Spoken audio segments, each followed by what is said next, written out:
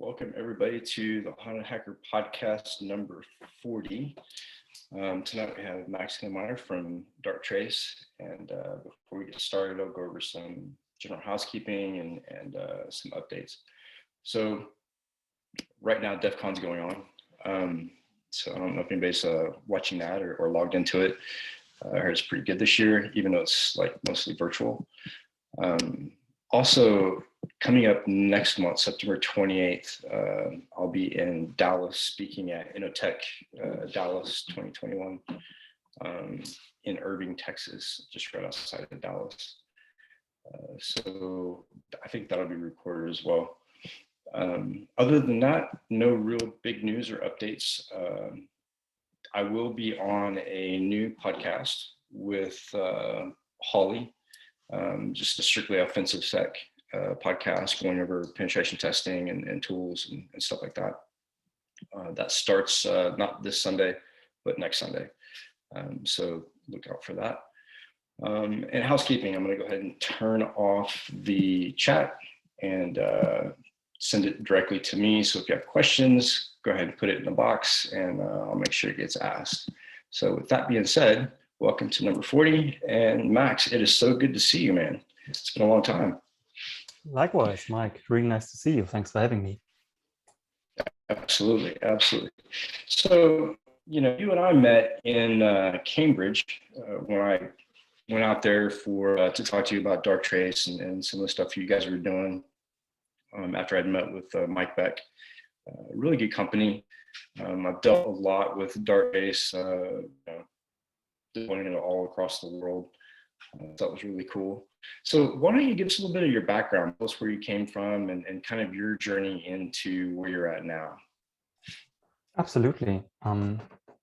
Love to. I think it's similar to many folks. As you can tell, I'm a millennial, right, in my mid-30s. So I'm big into video gaming, and that's important because I started a lot of computer stuff when I was like 10, 11, got my first computer there from my parents, and grew up with, you know, Duke Nukem 3D and all the good games back in the day. And those were my first touch points, I guess. Always been curious about computers and gaming and these kind of things, still am today.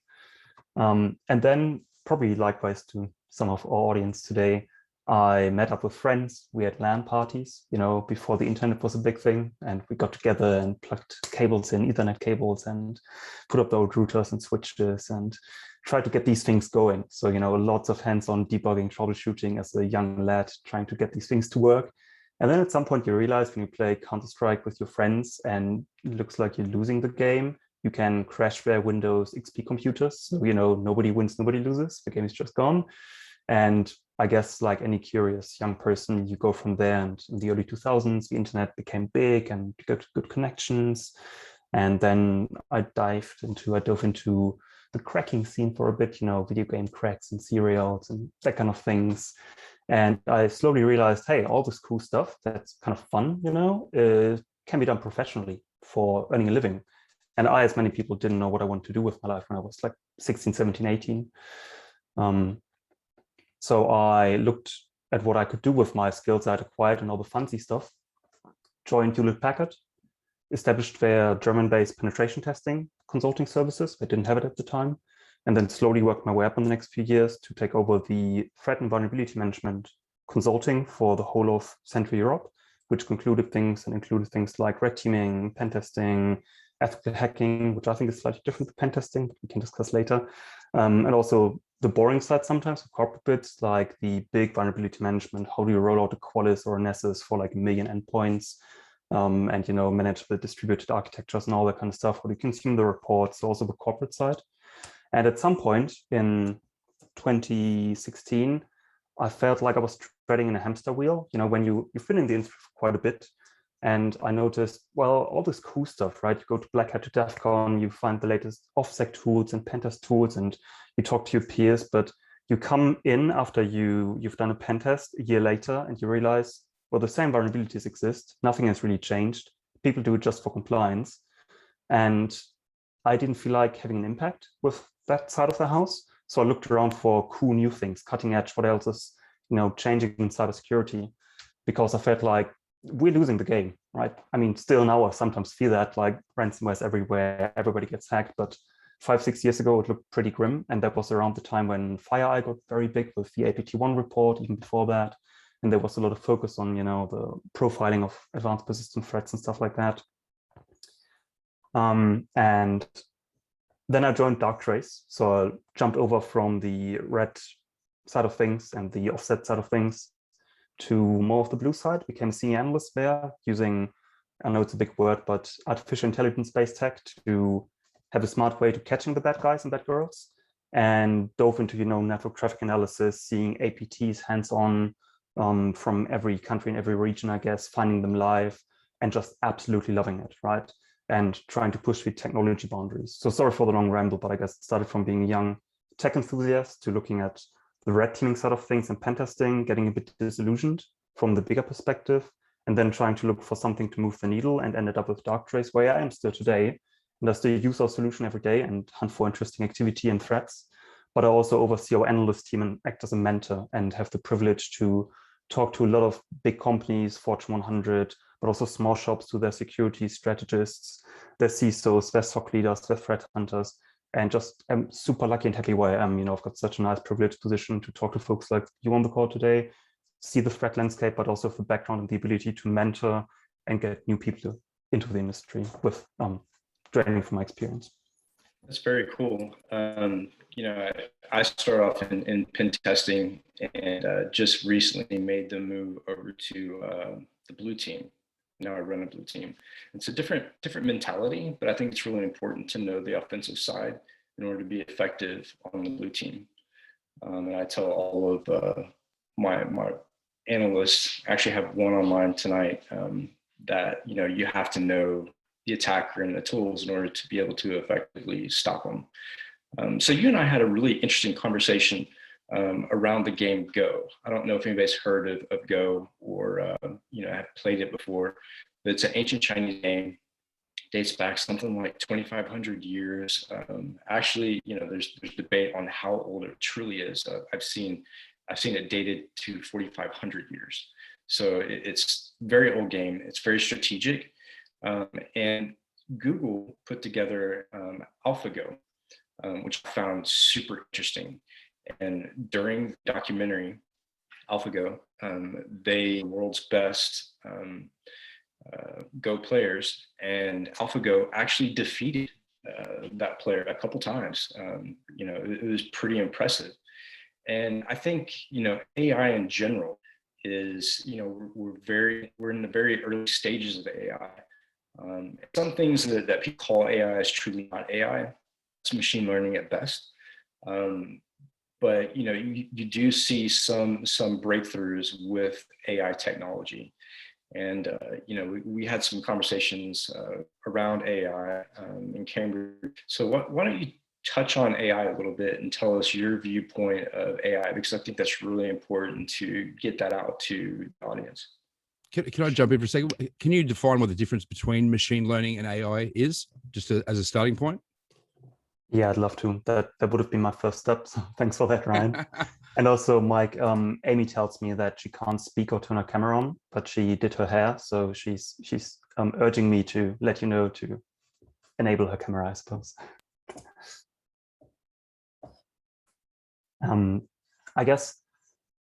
I think it's interesting to think about this, Ryan, when, what's the difference between AI and machine learning? I would take it further and say, where does AI start? Where does it go into machine learning? Where does that blend into statistics, heuristics, or just maths? It's a sliding scale. I'm not a mathematician, but I've worked alongside maths PhD researchers in Cambridge with Darktrace for the last 6 years from my cyber perspective. I don't like the word AI because it's misleading, and I think it's overhyped and will lead us to another AI winter. Everybody like 2 or 3 years ago was super excited and said AI is the next big thing. When I say AI, I mean narrow AI, which means clever algorithms, mostly machine learning based, supervised, unsupervised, deep learning, reinforcement learning, curiosity learning, to achieve certain defined goals. When I say it, I'm not talking about general AI, which is, stuff from William Gibson and Neuromancer and all the good old cyberpunk movies and novels, which maybe we see in our lifetime, but who says that a consciousness, which general AI would be, or strong AI, can even be replicated in silicon? who says that's not hardwired to wetware? So that's maybe a separate discussion, but for me, it's hard to say. I personally say I call something AI when it's very sophisticated, complex machine learning, not just an algorithm, but maybe you've got a system where you want to achieve a certain goal. Let's say you want to find anomalies in network traffic. And instead of saying of this magic algorithm that can do all of that, you might have 40 or 50 different algorithms, unsupervised ones. And you've got a meta classifier on top that makes sure these classifiers below are balanced and the right ones are selected for the right problem. And then you talk about combined machine learning in various forms to achieve a certain goal. So I would say, what is AI? It's a very loose definition. I'd rather talk about machine learning, but when it becomes very complex and interlinked, I sometimes like to call it narrow AI. So it's not the textbook definition, I guess, but that's what I like to think about it. What gets me angry and upset is when I look around the vendor landscape and the industry at the moment, and everybody says AI, right? Everything is AI-driven, military-grade, powered, and it's just crazy. And I think that's bad because AI or machine learning, when applied correctly, and we may not forget that it's just an extension of computer science, right? It's not magic. It's just more clever algorithms for problems that are very human-driven. Automating tedious human tasks, which normally have like a cognitive input required. And oh, Mike, sorry, you have to stop me if I ramble too much, right? I don't want to talk all the time, but you can never ramble too much here, man. Okay, awesome. I'm super passionate about this. So go ahead. I think AI can do a lot of things, especially if applied correctly. What I mean by this is I see it in practice almost every single day. And I used to work in a traditional SOC, and I used to be SIM consultant as well, ArcSight. So I used to write all these use cases, more than 50 megabytes, 10 minutes to this malicious IP address. And we know that never scales. But if you apply, for example, unsupervised machine learning to get context, so instead of saying more than 50 in 10 minutes to this malicious IP address, you just learn normal behavior using various unsupervised machine learning algorithms, anomaly detection, and say, well, if you see an unusual amount of traffic, no hard threshold, in a weird period of time to a new or unusual destination on the internet, then throw detection, take an action, send an alert or something.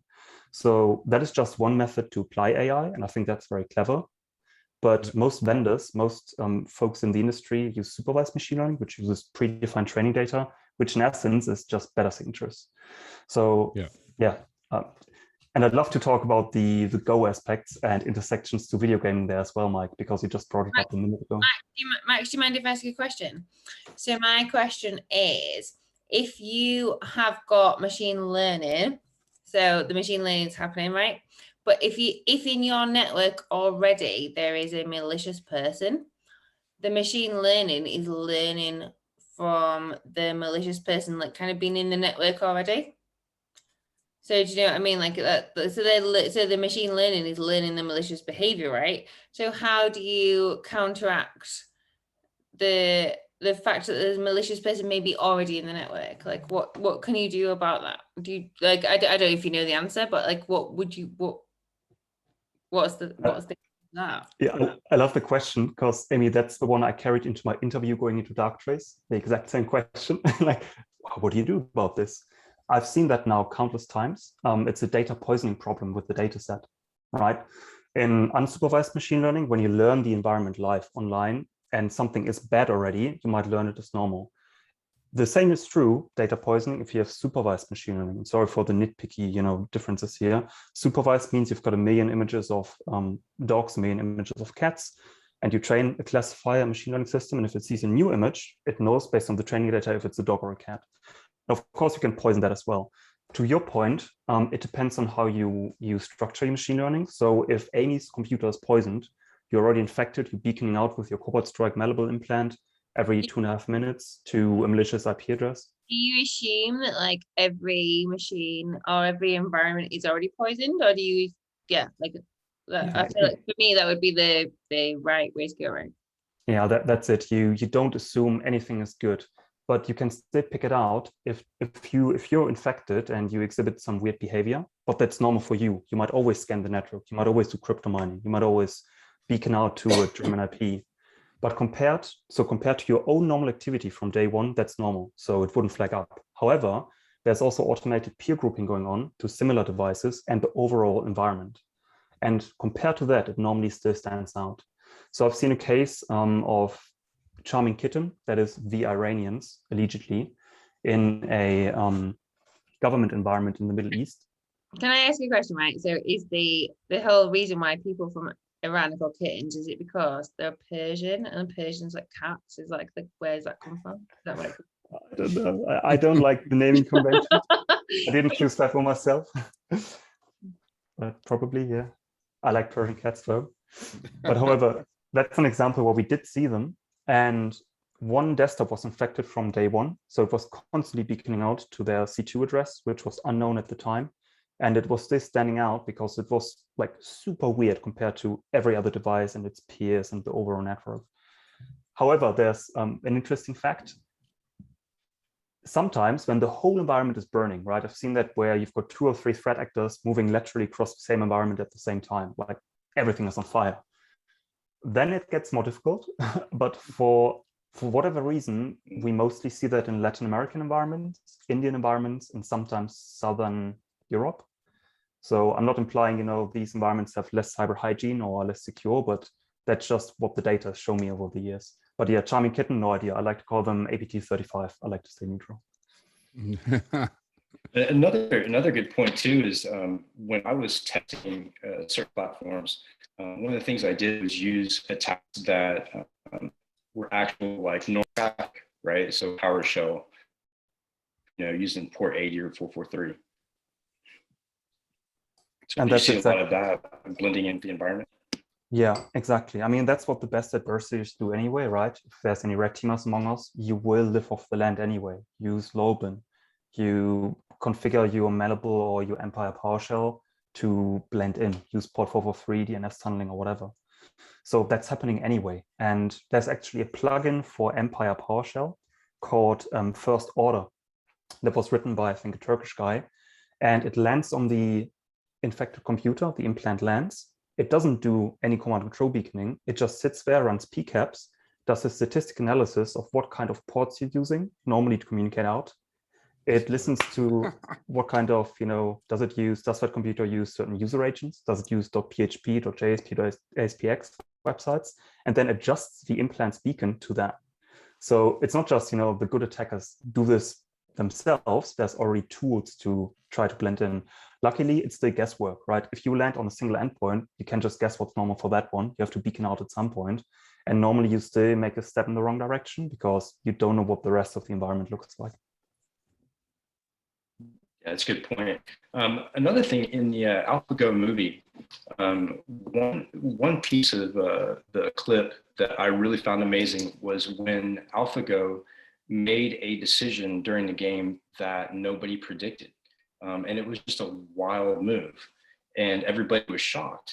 And from that point on, it struggled, it seemed, for like the next 2 games to find that rhythm to be able to make those smart decisions again. So yeah, let's talk about how we use AI in gaming as well. Like, I think that's fascinating. Yeah, I love that. Not just for AlphaGo. The example you mentioned is where AlphaGo had such a long vision, it took a momentarily defeat or some disadvantages, but it knew if it takes these hits right now in the long game, in the meta game, it would win, right? So it created this strategy and sacrificed some short-term gains for that. And like I said, I'm a big video game nerd, so I love StarCraft 2, for example. I never played Dota, but it's big. And people have started applying the similar techniques that Google DeepMind used for AlphaGo to StarCraft 2 and to Dota. So they use reinforcement learning, where you just let an agent play against itself or others millions or billions of times and figure out the best strategies. So it's not just Go, where it's set a narrow set of, you know, moves and a very well-defined reward function, but also super complex RTS games like StarCraft 2. And we've seen the same thing you mentioned there. We've seen that the reinforcement learnings, the bots, the AI that played StarCraft 2 have invented new meta strategies. And that is super fascinating because, you know, that's things, does that mean it's getting creative? I wouldn't go that far. I don't think that's true. I think it's just pointing out flaws in the system that are too difficult for a human to find. Max, I don't sound patronizing at any point in this conversation, but your English is fucking amazing. Like, my German ist, ich spreche ein bisschen Deutsch, ich habe das für die Abitur gemacht. Aber ich habe alles vergessen. That's literally the extent of my German, right? Like your English is so much better than my German, and it's honestly amazing to sit and listen to you talk. Like I'm so like the things that you're actually saying, like in terms of like the technological side of things that you're saying, like the actual context of things that you're saying is brilliant. But I'm kind of sat here like amazed that you're saying this in another language as well. Like it's so cool. So, Yeah, thank you so much for being here. It's amazing. no, thank you. That puts a big smile on my face, as you can see. Ik leer Nederlands. I'm also learning Dutch at the moment because we live here now, but that's much harder, as my wife will know. I speak French, Spanish, Romanian, German, but like as in French, I could maybe have the kind of conversation you're having, but not until it's technological. Like the technology kind of dialects that you use as well. No chance. Like I'd be like, what the fuck? So no, it's actually amazing listening to you. Like just listening to the things that you're saying are really cool. Ryan, like it's minting it. I love it. Can we go back to the thing you're talking about, StarCraft? That it's not creative, but just too complex for humans to figure out. Can you go into that a little bit more? Yeah, I've looked into this quite a lot. So that's using reinforcement learning, and they've actually use AlphaStar, that's what it's called, to play against ladder. So human players that don't know they're playing this AI. There's some criticism looking at the actual stats of what the system does. So when it first came out, it did things that looked like new metas, strategies that no one could envision, and it won. Now, looking at this more closely, and that's just some research pointing to the other direction, it looks like it's using its AI abilities, so bursts of APMs, actions per minute, where it's using super fast, typing skills in situations where it would be too complex for a human to do. So they try to cap and apply limits to what the AI can do based on it can't use every API. It has to just have a field of vision. There's a slowment of the camera speed. It can only go to certain peaks of actions per minute to try to make it similar to a human in terms of limitations. But it looks like it's gaining that system by staying in these limitations, but applying the bursts and the fast things when a human couldn't do it, when situations are just too stressful. So I find that super fascinating still, because even if it's not creative, if I make the leap to cybersecurity, isn't hacking just a kind of gaming? Exactly. Yeah. Right. Because if you have an input system, you might have a computer. If you want to escalate your privileges, you have your terminal, you can throw loads of things at it. You can use certain commandlets, you can throw a PowerShell, you can create files, you can run programs. It's a set of input parameters. Your reward is you want to escalate privileges, get to a certain user stage, and then just try out what works, right? So you could train the system on that. Or you could say, you can expand the game, and you can say the overall network is the game, right? In AlphaGo, you have to have certain moves. You win if you beat your opponent and score points. And you lose points if you lose your stones. So in a network, if you start on a system, the reward function is get to that server, move laterally, and the quicker you are, the less you get detected, the more points you score, right? And then you can just train the system, train again. That's very simplified, and there's huge problems with the reward functions. But Microsoft just released something called, I think, Cyber Battle Sim, and put out a lot of research where they provide this sandbox, this minimized, this dumbed down version of network, and open source that and said, go and try and play and do things. And if I combine this open source stuff and the idea that, hacking is just a big game, looking at what the nations do, China is investing billions into the intersection of AI, military, and cyber. So that all points in that direction. And there's open source research happening. I know what we can do with, a little bit of AI in the blue team world, a Darktrace, for example. And that's why I love discussing these things, because they might not be relevant now. There's no big AI-powered cyber attacks taking over the world. But I think that's the next paradigm shift in 2, 3, 5, 10, 15 years. I'm so glad that as a person from Darktrace, that I was on a panel with Andrew Sonchev the other week. And I'm so glad that you, like, both of you guys have both said that AI is not like not that it's not a thing, because it is a thing, but you know what I mean? Like you said, everyone always thinks like, oh, Darktrace thinks AI is like the next big huge thing, and everyone I've talked to from Darktrace doesn't think that. They're always like, yeah, no, like look, like basically what you've said. Like it's a, you know, it's an emerging technology, and we're getting there, and you guys are using it, but it's yeah, it's like a stepping stone. Do you know what I mean? Like that. Yeah. But I'm glad that you kind of ratified that situation. You have to be realistic. There's always the marketing side, right? But I think amongst techies and hands-on practitioners, you have to be realistic, and it's super powerful, don't get me wrong, but there's always hyperbole in every cycle in the industry. Let's put it this way. Yeah, a lot of people don't know the algorithm that's actually behind the machine learning and AI, the Bayes algorithm. And trying to explain Bayes algorithm to a lot of people is mind-numbing. So why don't you explain to us, you know, the real logistics behind Bayes algorithm? Yeah, let's get tech. Yeah. Let's see how far I can go. And it's not just the Bayes bits. I think it's, as I tried to hint at earlier, the combination of various machine learning technologies in conjunction. And what I mean by this is, it starts with what kind of features you look at. Let's say I want to identify encrypted command control traffic, just as an example. That's a very different problem to identifying a new network scan, or to identify data exfiltration, or to find an unusual login. That's all different problems because you've got different data and different feature sets.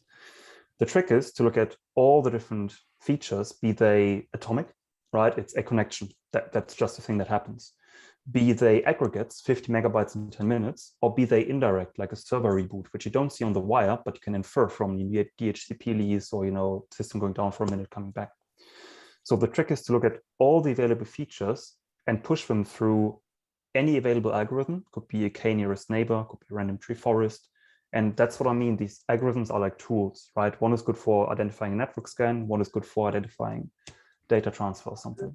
And then comes the Bayesian part, where you try to balance the strengths and weaknesses. And now comes the part I never thought would be relevant, but is almost the most relevant bit: make it easy for the user to consume. There are so many systems out there where you just present it as an analyst with a big table giving you some numbers and some static, some cryptic strings, and you can't really digest it if you don't have 20 years of experience in cyber. So talking tech, I guess, Ryan, I'm trying to bring it back to tech a bit.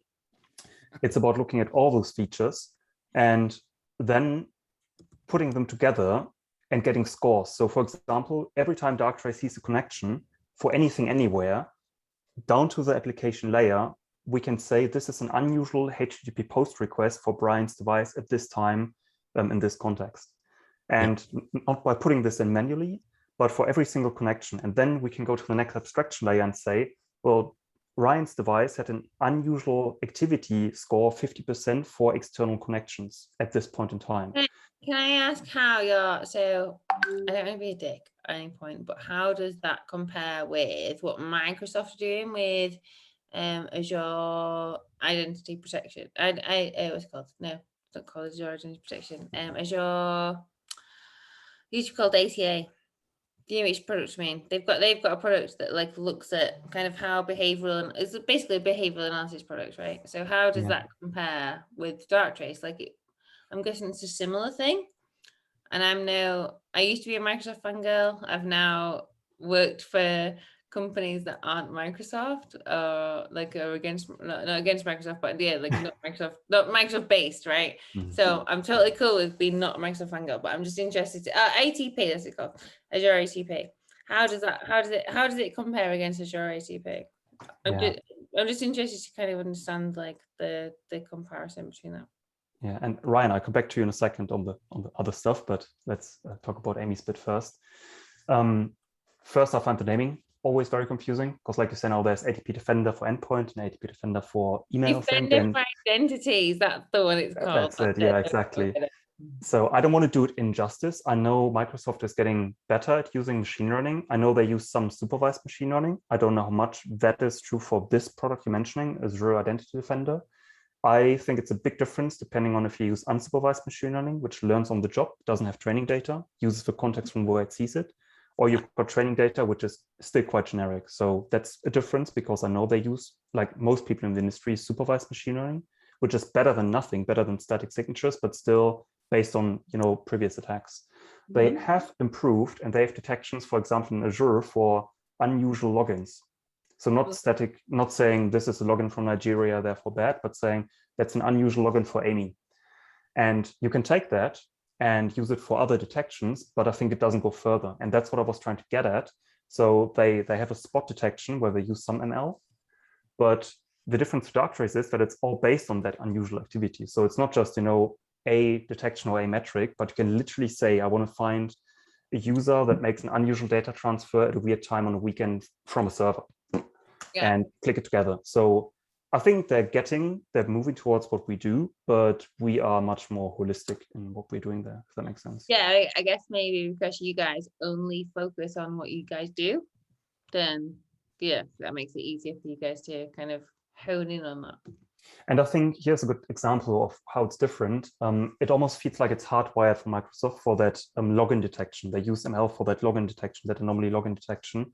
We've expanded. We are known for doing this anomaly detection on the network, but we do the same approach, that self-learning, on SaaS data now. So we can say that's a weird activity for your Teams account, and why do you share this?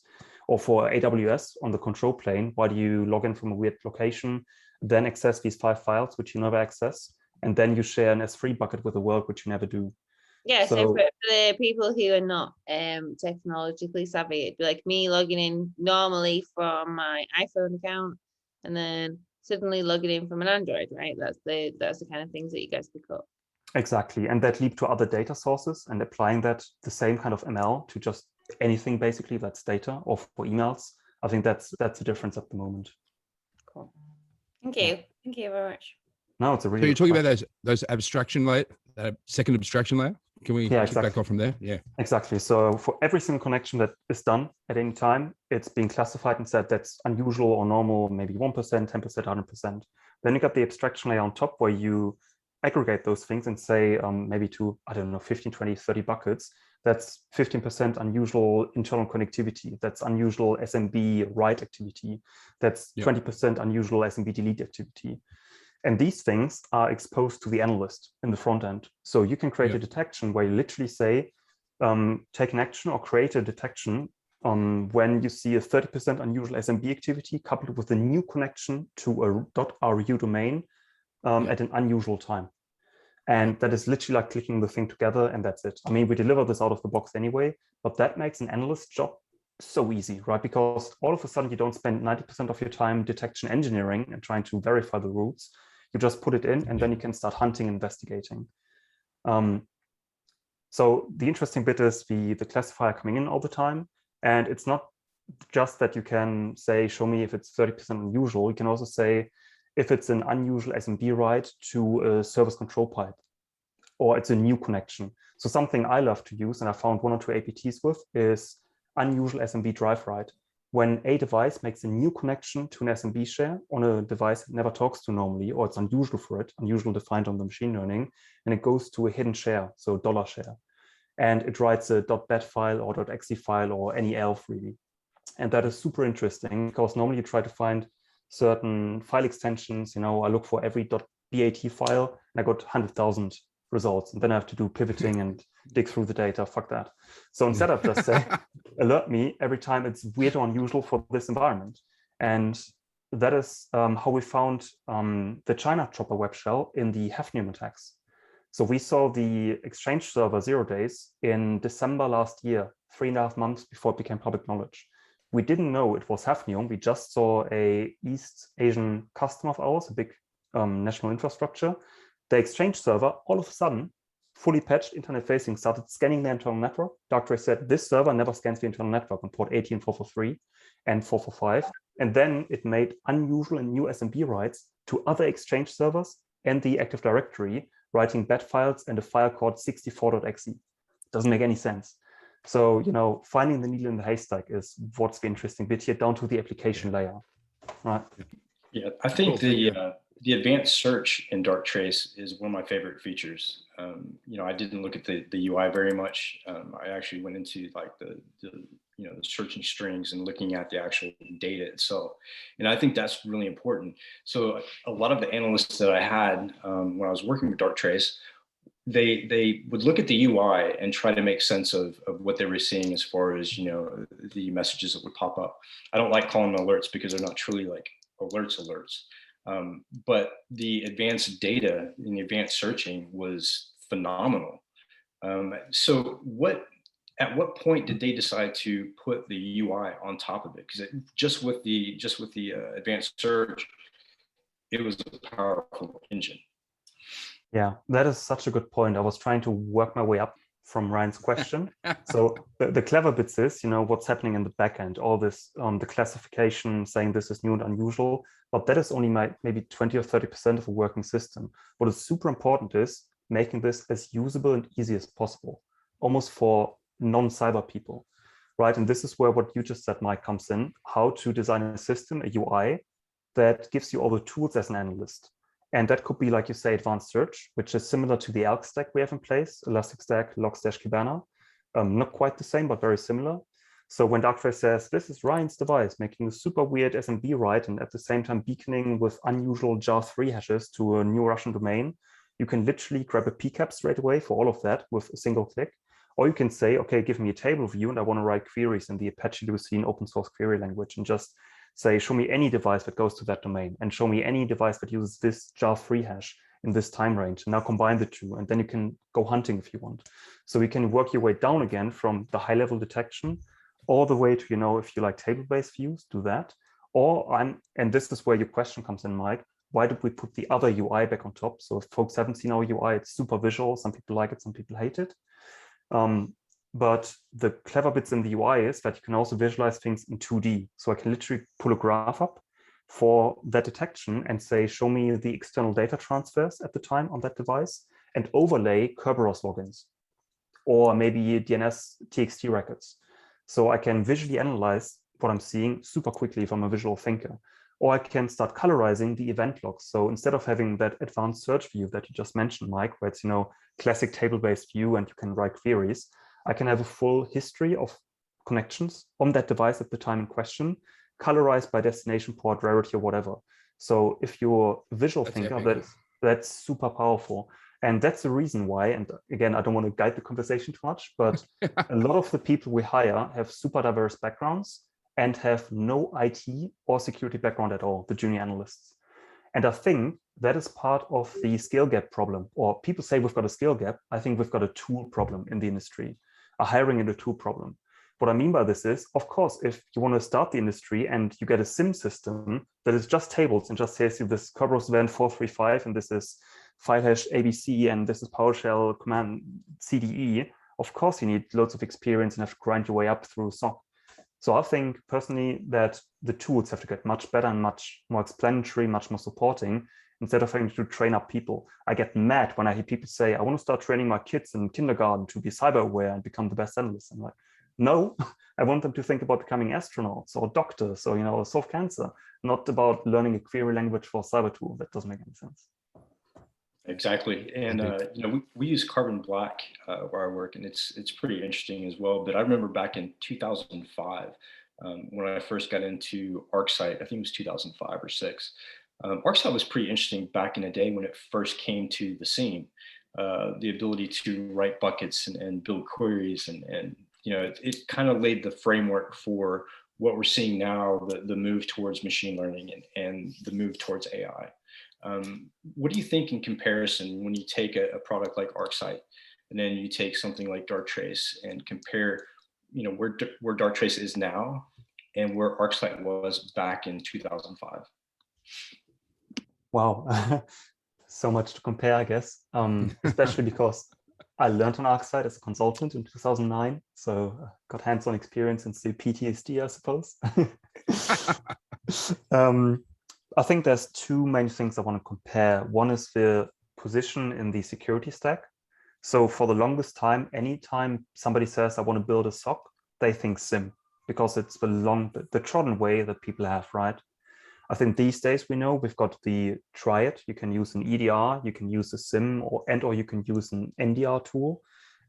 Better to be said, which one of these is your leading tool and the others are supporting. So when you ask what's the difference between ArcSight 2005 and Darktrace today, it is the position in the security stack. but more so the smart analytics. And by that, I mean, of course, all the machine learning and the visualization and lowering the barrier to entry. And I want to... I also ask if you call it a SIEM. I call it SIEM. SIEM, but do you call it a SIEM or SIM? I never know. I used to say Mike, SIM. what do you call it? Wait, what do you say? SIEM or SIM? I used to say SIEM in Germany, but then everybody said SIM. So I just go with whatever the host or the person I talk to says and mirror what they say. I was SIEM because I speak German. So I'm always like, well, the second vowel means, yeah, like it's actually German. So the second vowel is the one that you use, right? So it's always SIEM to me, but I don't know. Exactly. Ryan, Mike, what do you say? SIEM or SIM? Sim. You're both wrong. You're both wrong. It's SIM. I work with a lot of American clients, so they all say SIM, so that's the way I go. No, you're both wrong. Sorry. Max said no. That's not unusual. That's not unusual. Max said no, so you know we've got it. We've got the official answer now. I'm just a guest here, so I stick to whatever you guys say. We say SIM. But I guess, and again, Mike and Ryan, you stop me if I ramble too much. But again, no, go ahead. Awesome. I think what you just asked shows a very important problem in the industry, Mike. If I compare ArcSight from 2005 to Darktrace today, or any system today, I would say the difference is usability in every aspect. How easy is it to deploy? How easy is it to maintain? How easy is it to consume? All these things. And I think, again, we're trying to push the boundaries. We put something into the product. Mike, you might not even know this because we talked a few months back. We call the AI analyst. So I think it's all great if you can detect really cool stuff. I think detections are getting commoditized though. So we try to put something in place that makes it even easier to find bad stuff if you literally have only 5 minutes a day. And what we did is we have a Chrome plugin at Darktrace, and every single one of our analysts, when they use Darktrace, has data collected on how they use our system with their consent and anonymized. What that means is if Mike investigates a network scan, we measure quantitatively how we do this. Do you first look at the source device that does the scanning? Maybe if Ryan has a different method or workflow, maybe Ryan grabs a PCAP first. Maybe Amy looks at the destination device first. Maybe I run a query to get a statistical overview of all the ports being touched. Right, everybody has different hypotheses and the analyst workflow. So we literally measured that for 3.5 years across 100 people and used these, I don't want to say intuition, but these workflows that people have in their minds and put it back into the system. So every time we have a detection, right, unusual data transfer, potential lateral movement, quant control traffic, that triggers the AI analyst to replicate these playbooks. And I'm very bullish on saying it's not statically defined playbooks like in a SOAR, because they don't just take an input and take an output. The detection triggers the AI analyst, and then it gathers data like a human would based on whatever the context is, not statically defined, but depending on what the situation looks like, pushes the data it gets back, the queries, into classifiers that have been trained on our humans' output to say, well, a human would say from the data it has gathered, that looks like an actual attack, not just some weird anomaly. And then only presents these things in a kill chain view. So instead of saying there's a data transfer and here's some scanning happening, it tries to not show you detections, but incidents. And I think that's, maybe I'm straying a bit from your question, but I think that's the next level where we have to get to. It collates. So basically, I think what you're saying is like it collates lots of different events into one instance. So it's like, I mean, I come from a Microsoft background, so my background is selling Microsoft products. And Sentinel does kind of the same thing. I don't know whether it does exactly the same thing, but it's like if you've got, I don't know, if you've got someone sending out loads of emails, and then suddenly there's some kind of I can't remember what the word is now. With the AI analyst, it's a little different. The AI analyst is actually looking at how the analyst addresses an investigation or collects information based on, an alert or a target. So I kind of see the AI analyst as being a good way to, like, say your SOC 1s or your level 1 tier could actually take over that tier. Of course, you'll need the creativity of the human to actually look at the problem and address the AI analyst. But I see that like that's a huge breakthrough. Do That place of entry-level analysts, then amazing, absolutely amazing. Do you guys think that like AI analysts are going to be like the new SOC analysts in terms of job? Like, is that going to be like the new thing? Like SOC analyst, everyone wants to be a pen tester, or a CISO or a SOC analyst. So do you think that like AI analyst, is that going to be the new thing that everyone wants to be? Do you think? I think it would just open up the whole tierless No. SOC. It would create the tierless SOC where you don't have this SOC level 1, SOC level 2, it would That's it. get rid of the alert fatigue and just help people concentrate on actual issues rather than filtering through 1,000 things to find out what's something they need to action. Ryan, is that what you see that the job as? Is the job of the AI analyst is to like AI analyst is not a job. Like a kind of it's like rationalize. I think looks like we lost Amy. I think it makes, so to your point, Mike, I think you're spot on. If I think about the problems we have in the industry, it's not finding evil. It is surfacing that to the right human eyes. And the right human eyes need to be able to escalate it in action. And I think that's where the AI analyst comes in. And I know Amy mentioned Microsoft, but I still think that's a crowd-funded or crowdsourced SOAR, where they show you what alerts happened around the same time. But like you said, Mike, we automate the investigation process. And that's a huge difference leading to what Ryan just said. And we see this with customers. It's not a silver bullet, right? Nothing is, but it really helps.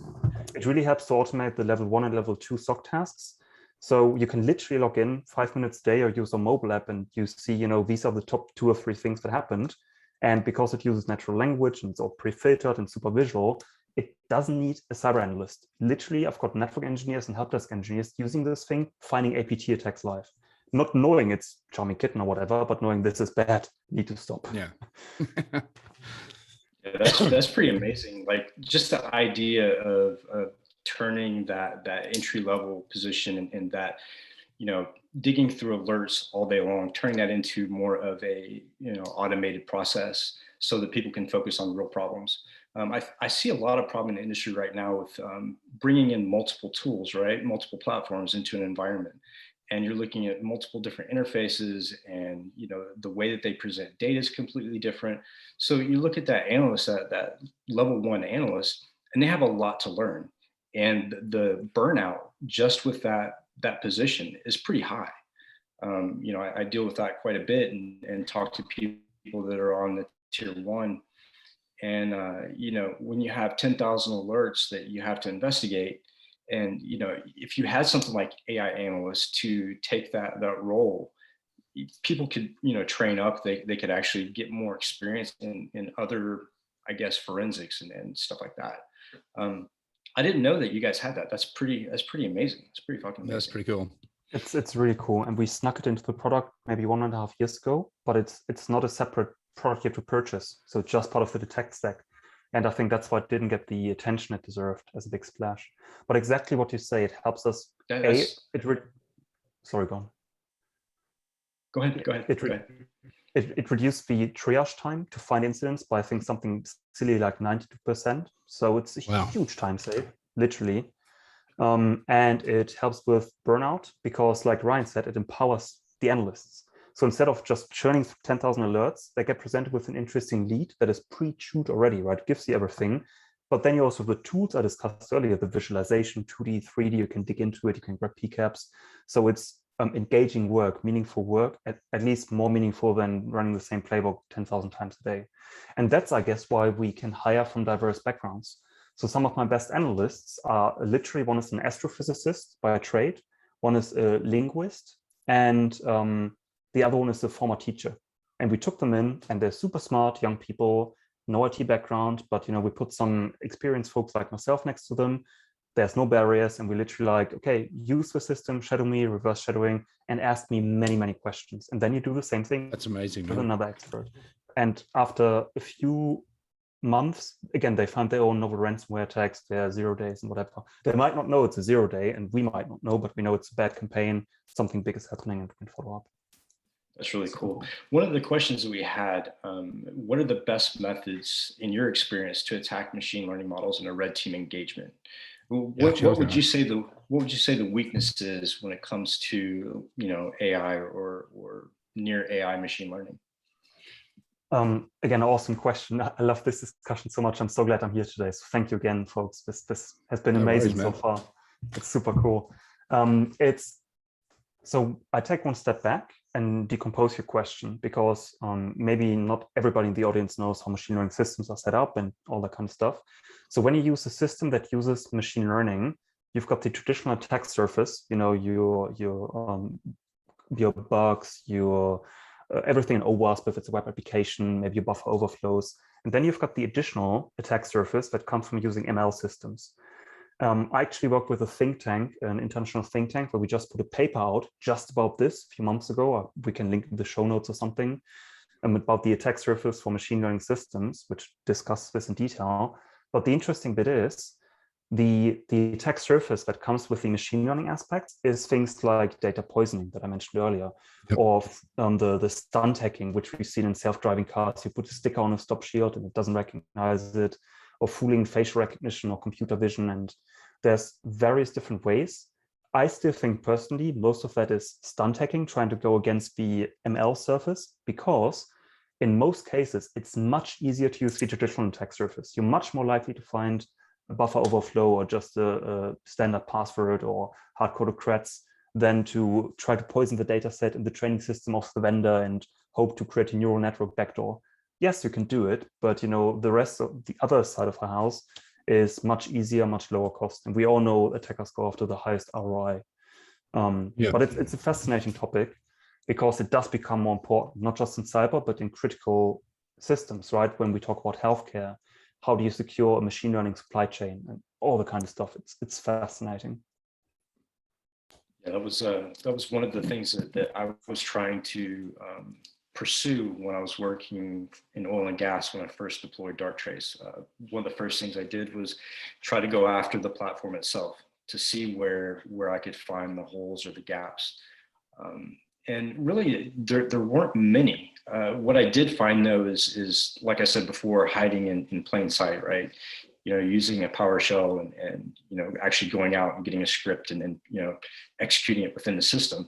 AI has a hard time picking that up because of the fact that, like you said, if it's normal across that group of machines in that network to use that type of tool or to carry out that function, it's really easy to hide in the details. But I think we're coming along really well when it comes to AI. I think probably within the next couple of years, maybe 5 years, we should be, in my opinion, I think we should be at a true form of AI. We're starting to see a lot more of that type of technology being developed, a lot more focus in that field. What do you think as far as when we'll get to that true AI level? Maybe first to your point about the PowerShell and hiding in plain sight. I think that's awesome, right? That's what we want. And in the best spirit of the MITRE attack framework, and anybody who's done detection stuff, you're never going to assume you can catch everything. But you want to catch something, be it in the early stages of the attack, early reconnaissance, when the implant lands, when the C2 happens. When you start to move laterally, maybe you catch it late, but then you can pivot back and know what's happening. So I think it's about this almost like defense in depth within a system across the kill chain and try to catch it at any point. But true AI, what is true AI, right? Again, that's I don't know. Just personally speaking, I don't think I'm going to see general AI in my lifetime. I think we're too far off. We don't even understand what a consciousness really is, or where it comes from. And I think there's a lot of groundwork we need to do first. I think we're getting to some very complex, interesting systems, though, in IT. And we can see some of the next steps happening, especially, I think, with reinforcement learning. We've touched on some of that earlier. Curiosity learning, I find super interesting, where you give a system a task and its reward is trying new things out, right? So that's how some of the systems learn how to play Mario, because it wants to learn new things or experience new screens for a longer period of time. When it does, it gets back and sees the same screens again. So it's incentivized by doing new things. So that's really cool stuff happening, which we don't even know how to apply to cyber or life sciences or something. I do think, though, there's a lot of movement being made. So we talked a lot about, the AI analysts and detections. Something that's also pretty cool that a lot of customers use these days is stopping attacks, why they happen, responding to them. And I don't mean preventative, like trying to predict where the attack comes from and put a rule in place, but when something happens, respond to it on the fly autonomously based on the situation. And the trick in that is restoring normal. So not self-healing quite, but we call it autonomous response. So coming back to normal behavior. So when we see in the Casilla ransomware attack, we saw that, for example, or the supply chain attack that came through. I saw that live on The Wire. We've got a blog post about that. But we have customers who had this autonomous response in place that integrates with firewalls or sends TCP resets or goes to EDRs and takes action. But the clever bit is when it sees something that looks like a big cyber attack, it says, okay, whatever that system normally does, it can continue doing. But everything outside that's unusual, trying to encrypt every network share, trying to exfiltrate 2 terabytes of data, that stuff is going to be interrupted for 1 hour, 24 hours, whatever. And that is crazy powerful because it allows to stop novel ransomware campaigns, 0 days and things like that without interrupting the business. So again, I hijacked your question a bit there about novel or true AI.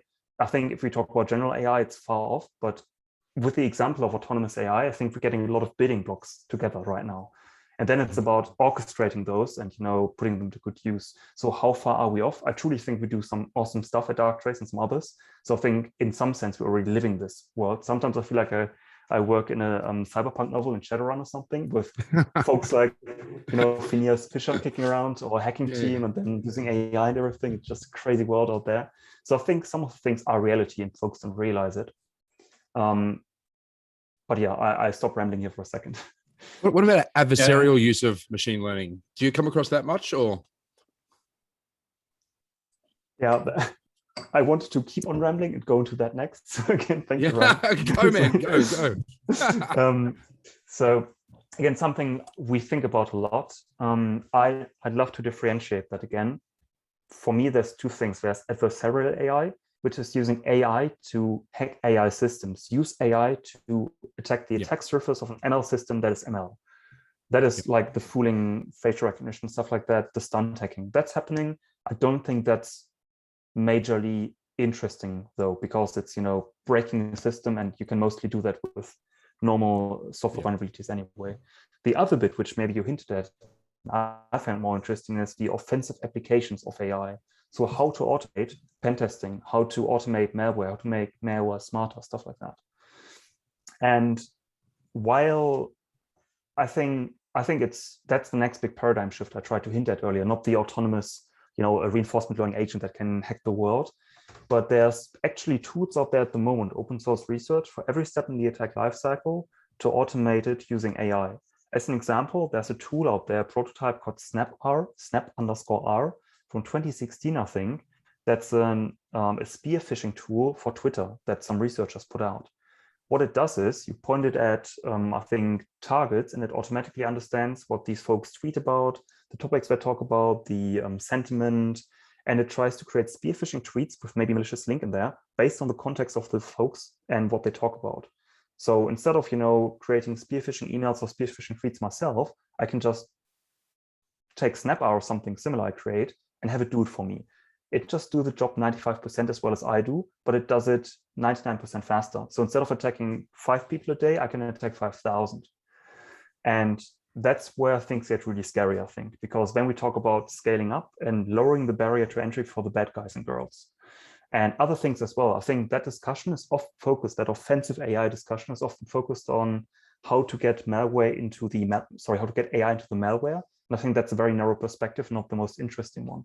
Another example, if we look at the last phase of many attacks, when data is exfiltrated, we see a lot of ransomware attacks that don't just exfiltrate gigabytes anymore, but terabytes of data, like everything they find. And that's also one of the differentiators in the ransomware market, the speed of exfiltration. That's what they advertise about, interestingly. But what I'm trying to get at is, if you've ever run offensive operations all the way through and you also analyze the data trove you took away, of course, you can just say, we've got your data, we're going to smash you in the face if you don't pay the ransom.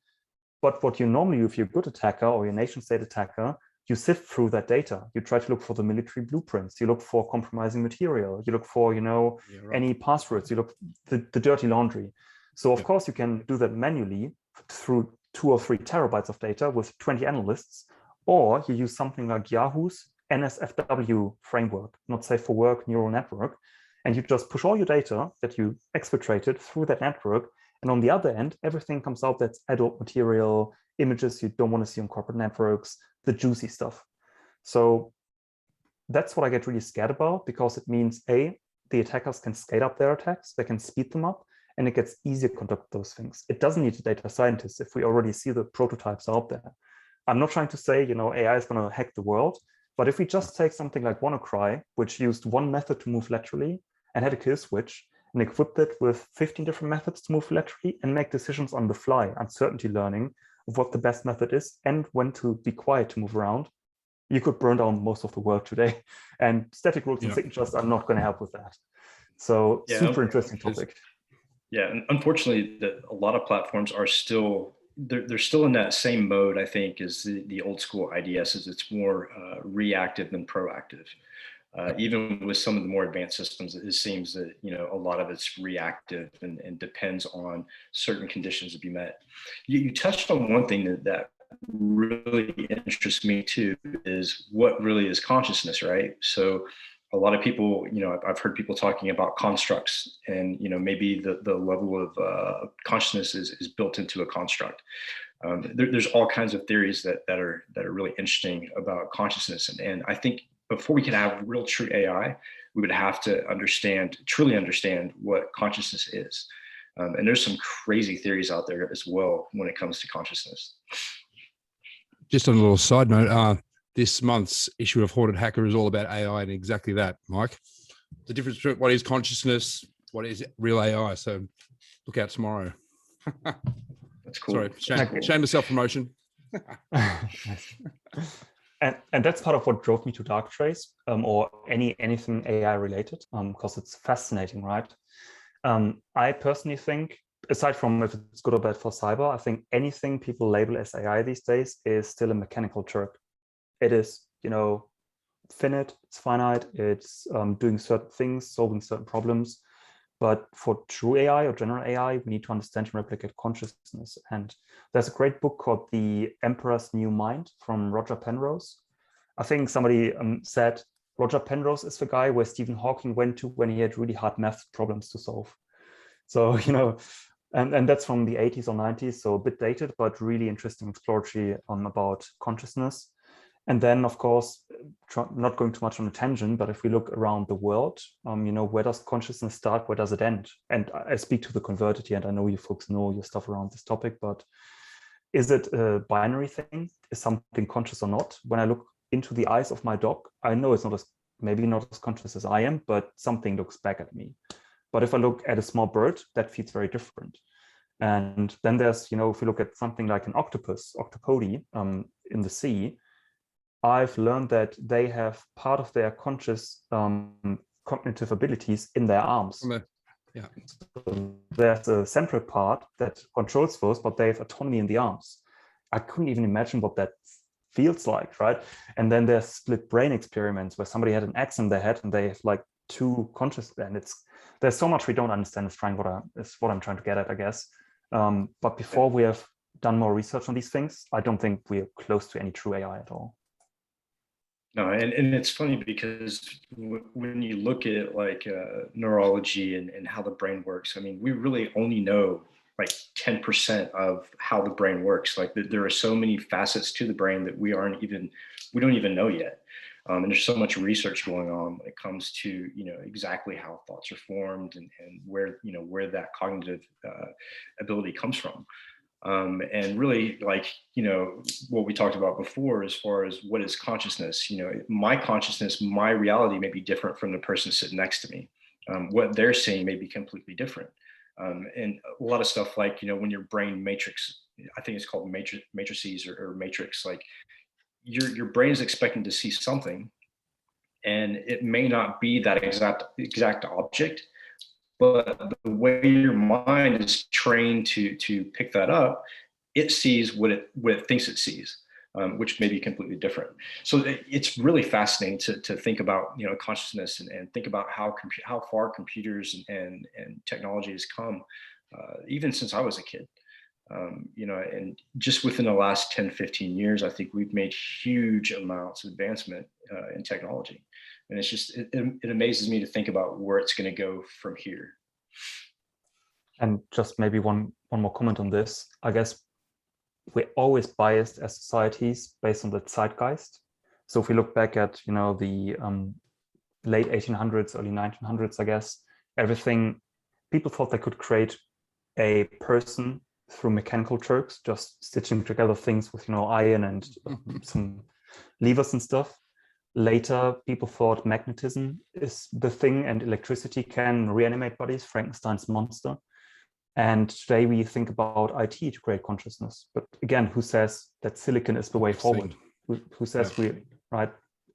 Who knows what people are going to talk about in 100 years? Because then genetic modification will be the next big thing, or who knows? I mean, we're already seeing medical devices that are helping people stay alive and keeping people from having seizures and stuff like that. I actually have a pacemaker, and it's really interesting to look at even like the bioengineering and how we deploy bio devices to help people live. Really interesting stuff. So why don't you tell me a little bit about? I know that you have a background in CCC. So could you tell us a little bit about your experience with CCC and where that came from?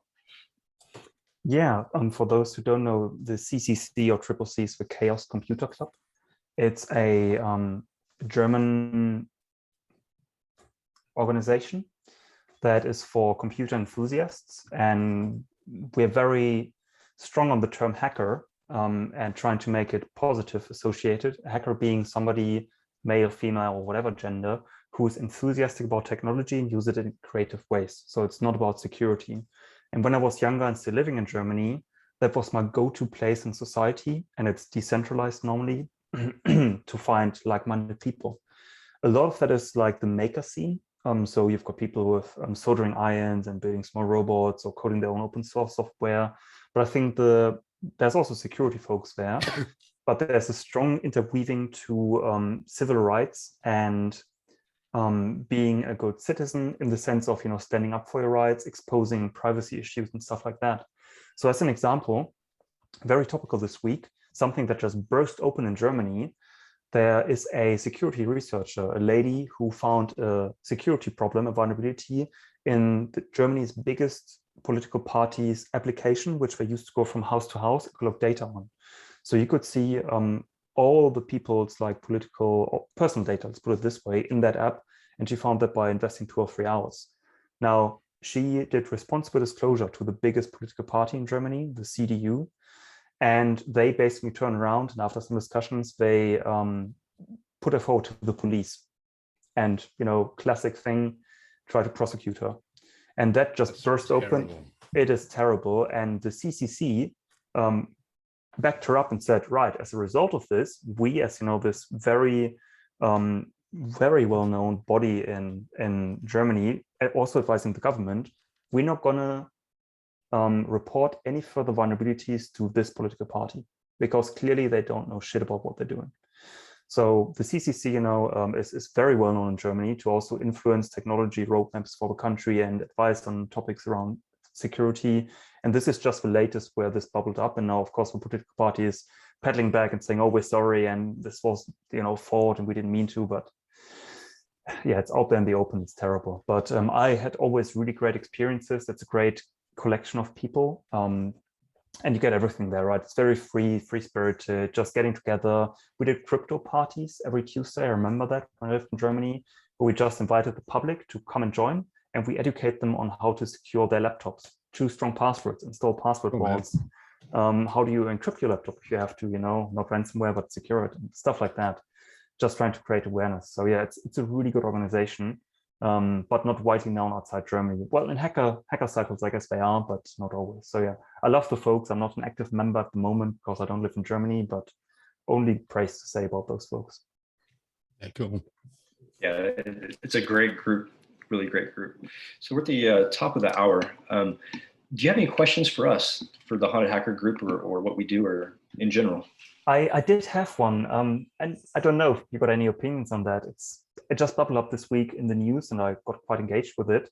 I don't know if you folks have been following the discussion around NFTs, non-fungible tokens, or if you come across that term. Yep. It's a way for the audience maybe to make a digital object unique and create ownership. So if you have a Counter-Strike skin, that's hard to resell, but with an NFT, you could personalize this and sell it on and get royalties. Or if you create a digital artwork, Nyan Cat is a good example. Everybody can copy it, but you can be the owner of the original and can sell it. So it's a big thing now. And there have been some applications in cybersecurity where somebody, I think, put up their exploit for Quake as an NFT to sell it. And I just keep thinking about what the implications could be for our industry, either on the offensive side, you know, you're a security researcher, you sell an exploit, and every time it's been used or passed on, you get royalties. I don't know. But I thought, wouldn't it be cool if you could NFT big hacks or big exploits, or something like the APT1 report about China from FireEye, and you can say, I own that very original copy. I would absolutely pay money to be able to do this, or the original Stuxnet code. I'm the owner of it, right? It's not been widely used in the industry. It's just coming, but I keep thinking around the application. So I don't know if you folks have any opinions. Sorry to, just bump this on you, but would be curious on your thoughts there. No, that's fantastic. So I do have a little bit of knowledge in NFTs.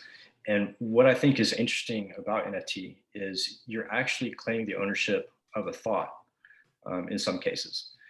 And to me, that blows my mind.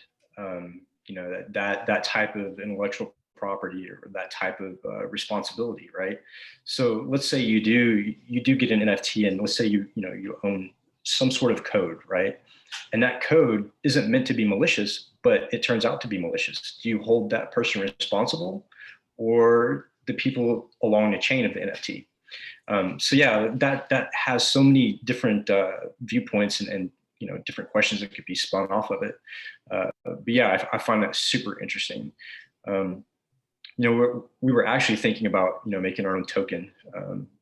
Just not NFT, but just for like Bitcoin, our own little Haunted Hacker token. But yeah, that's a really interesting topic. We could probably have an entire show off of just NFT. I think we should. Just the idea of NFT. But yeah, I think it's both interesting and dangerous when it comes to what you put your name on, what you own. So yeah, that's definitely good. So does copyright then become an issue on that? Like if you own that and people are paying royalties, does that then mess with the whole open source idea? Like through that, can you then decide who does and who doesn't get to use your NFT idea or creation? Like does it work like that or not? Sorry, go on, Mike. No, go ahead, Max. I don't know fully. I think in most cases you're still okay to use it, but there's only one copy and you can claim ownership for it, but you can still copy that meme or that thought and use it or apply it or modify it. But it's about like collecting artwork or collecting ideas and claiming that ownership. However, that's more from the art perspective and GIFs and images and digital art and stuff like that. I read that there is no problem, or the bottom line of a big article I read is that there is no problem between using an NFT for software and copyrights and digital rights management, but I didn't dig into the details. So that actually would be a great solution for music and the whole thing with music piracy and all this was, well, if piracy is still a thing, but the tracing of royalties worldwide, that when I was in the industry, that was a big problem, was the tracking of this. So NFTs would probably be a really good solution for that, but I don't know if that's in play or not. That's really interesting to think about, how every time it gets passed off, you get royalties from it. That's amazing. And with responsibility, at some point, the government will get involved with NFTs, I'm sure. There'll be some kind of control or some kind of measures put on NFTs. So, you look at like cryptocurrency as well, and the volatility of that market. And I can't help but think that government also has some influence in the volatility of the cryptocurrency markets.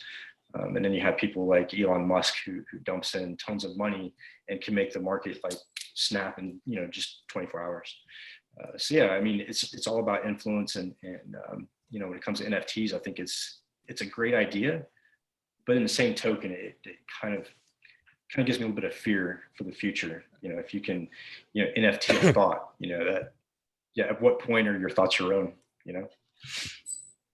Exactly. So yeah, but yeah, it's super interesting. But aside from that, I didn't have anything else really. I mean, there's so much we could discuss. Also, like, I'm not going to go into any new topics because, you know, we probably lose ourselves. And I know my wife is on here and we probably want to go to bed soon. It's 12 midnight here.